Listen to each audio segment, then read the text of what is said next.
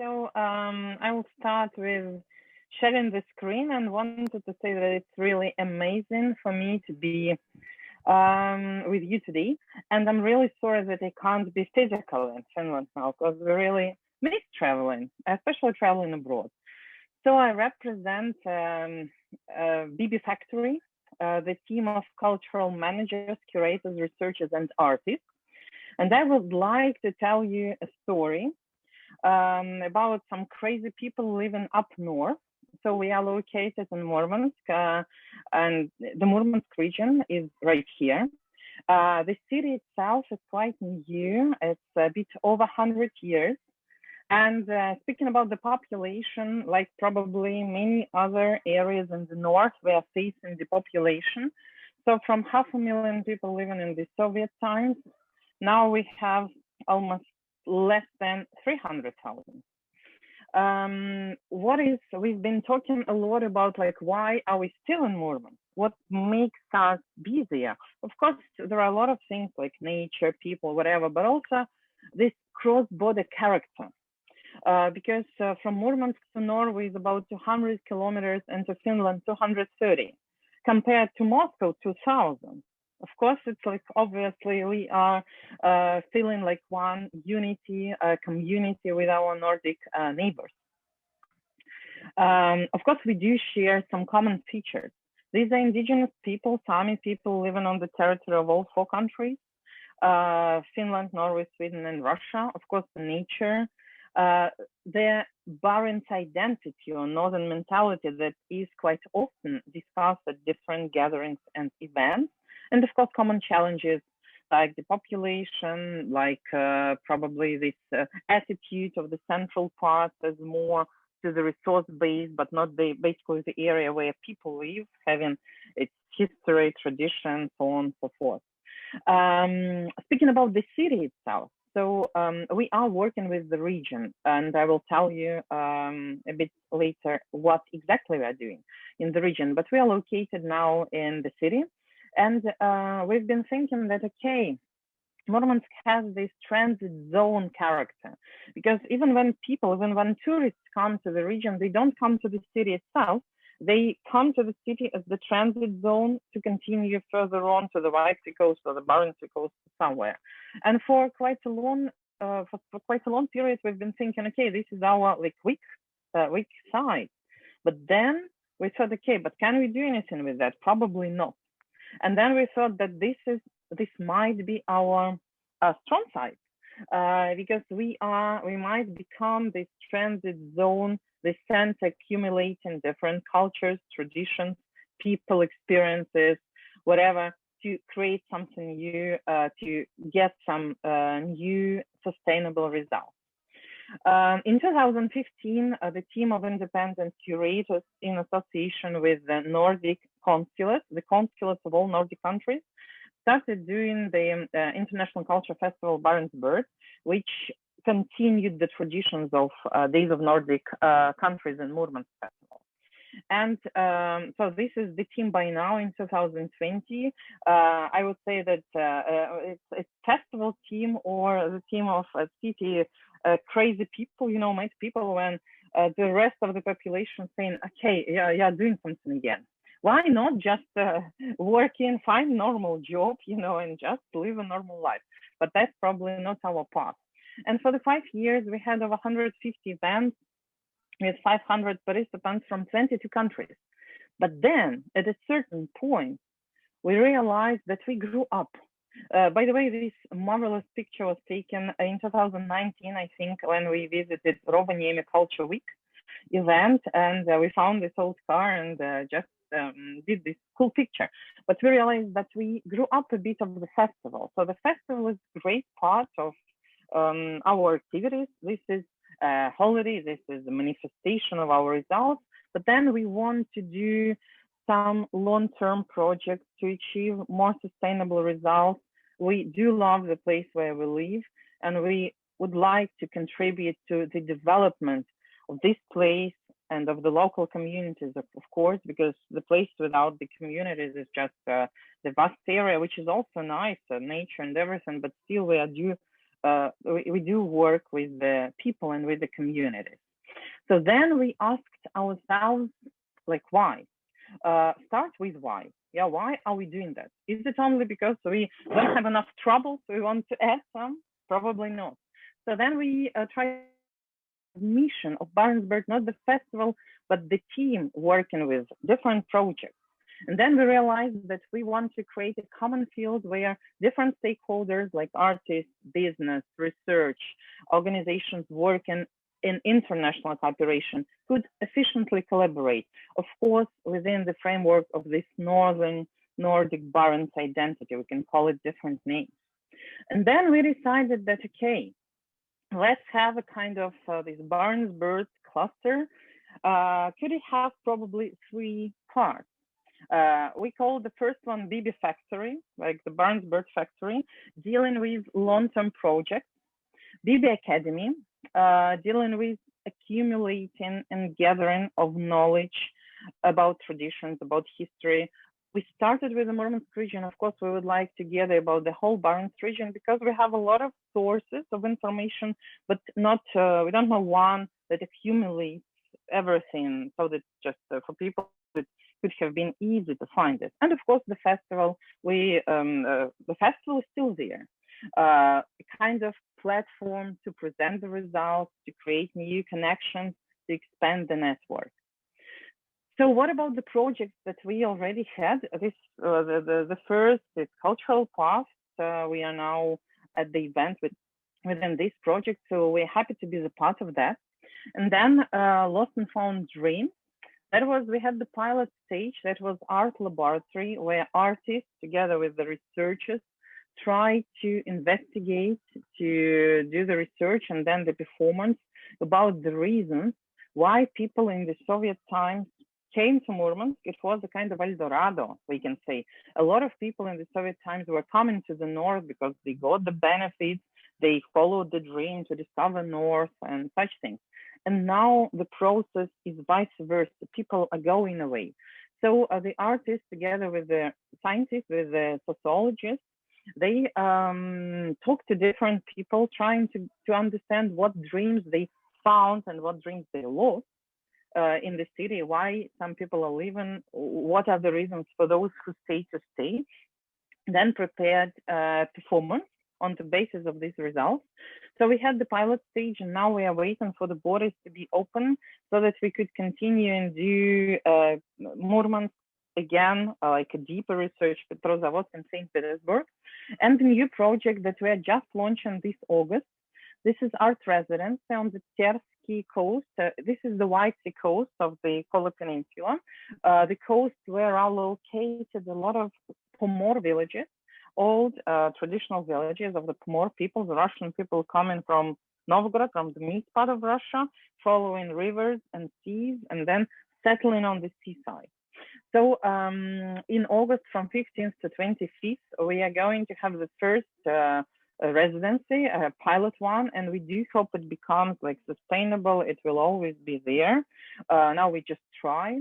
Of course, we are doing it in collaboration with the local community there, with the local dwellers.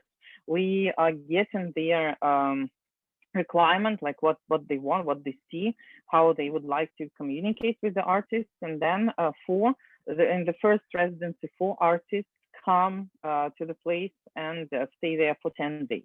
And in September, we're going to have the presentation of the results. And the Barents Bird Academy. So we have some projects launched within the Barents Bird Academy. One is 5 immersive audiovisual historical walk in the city of Murmansk.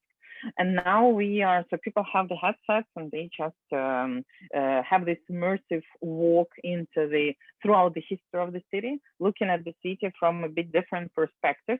And we do hope, we want each of our projects give some food for thought, not just to come to see this site, no, but trying to reflect on the process from the history and what is going on now. We want to stimulate people to start thinking, not just watching TV, but start reflecting and thinking. Then we have, and now we are talking to 2 more municipalities which are interested in developing same immersive audio visual works in their places.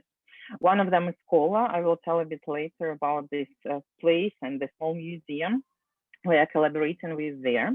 Then the set of documentaries, we like the working name is Dreams on Terski, on the Terski coast. And our task there, we want to make the short documentary videos. I will show you teaser of one, the first series, the first episode about Piotr, 87-year-old Pomor activist, we can say, who is keeping traditions and who created the Museum of Pomor Culture. He created 3 museums, basically, all by himself. For example, to open one of the museums, he saved his like pension money for 15 years to do that. So a really interesting and amazing person.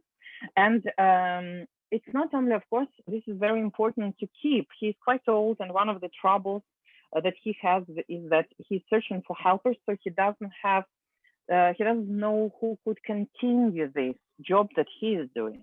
And of course, we would like to spread the word to tell about him, but also he has a dream. He wants to take one old like fisherman Pomor house from which is being destroyed on the coast. He wants to move it to the settlement of Varzuga and to restore it. And in the end of each episode, we want to say that Piotr has a dream. His dream is, and then maybe launch crowdfunding or organize some volunteer coming. So we do want also to achieve to get some results with the help of these short videos. And also we are thinking and discussing with the partners and with Javier as well, the summer school format, because talking to the communities on the Terski area, we realized that they have a lot of knowledge about traditional crafts, about some historical things, some singing, very traditional singing. And of course, they are interested in giving it to other people, telling it, spreading this knowledge. And at the same time, in Murmansk, we have students of the university design department, college design department, being interested in getting that. So then we thought, why not meet the need and the demand and this, the possibilities, creating summer, winter, autumn schools for the youth, maybe not only the youth, where people could come and learn how to do some crafts, have some workshops. And we are feeling that right now, so this is our probably super task to keep this knowledge and to spread the word, to tell about that. Because what is interesting, for the first time I visited this area when I was over 30, although I was born in Murmansk and raised in Murmansk. And we don't have, unfortunately, a lot of at schools or somewhere, you know, like they spreading the word and telling this story about the amazing parts, rural areas that we are having. And then very shortly, I do hope I have some 5 minutes to tell about the museum that we start working with. It is located in the town of Kola. This town is basically, I got some short presentation from them, and I'm just going to show you the pictures. So it's located as a satellite town close to Murmansk, but in fact, this is a very old town, the Pomor Center, which was fully destroyed during Crimea War. That is why, and then it was rebuilt again. So now it doesn't look, it looks just like a Soviet city, but still having a very deep history. So the museum, which is a state, it's like municipal museum, and it's located in a separate building. You can see how the repair works went in June 2020. And then they selected the exhibition. But what is interesting about the museum, besides that it's small, but it works in a very close cooperation with the local people, with this association of Pomor people of Kola, with youth, so with the young people, with the school children, organizing different events, organizing exhibitions, quizzes, and so on and so forth. So this is the separate building, the final stage of repair work. And inside they have the space for some meetings, for the workshops which they are doing, and also the exhibition. So it's very small but very, very cozy museum, and I do hope, I do believe that the future and the future work is in these principles, involving interaction with the people living there, so that they also felt like the part of this heritage, the part of this work done by the museum. And they work a lot with the, it's called church school in Kola. So like the school where people come on Sundays to learn something about the religion, about history. But this school doesn't only work with the religion issues. It also has a kind of history club, and also they are doing very interesting cartoons.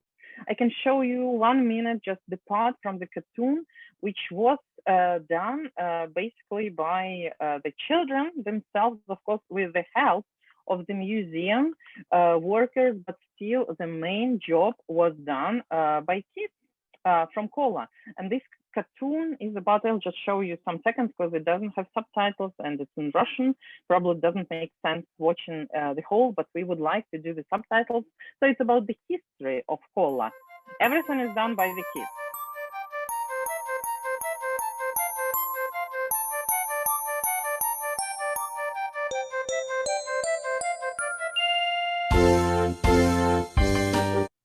На севере диком люди город подняли, и в честь речки великой его Колой назвали. So they are telling, they are telling like the story about the river and how people appeared there, and about Sami people who had been living here before. So this is really like also quite an interesting part of work with the history and involving kids, and where they can also use this creativity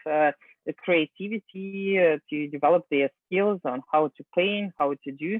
The age of children are from 5 until 18, and of course they distribute the task on who can do what.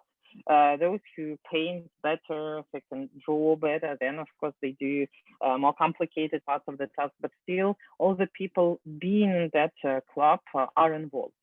So which is, I think, quite cool. They have several cartoons and several like documentary videos done by the by children as well.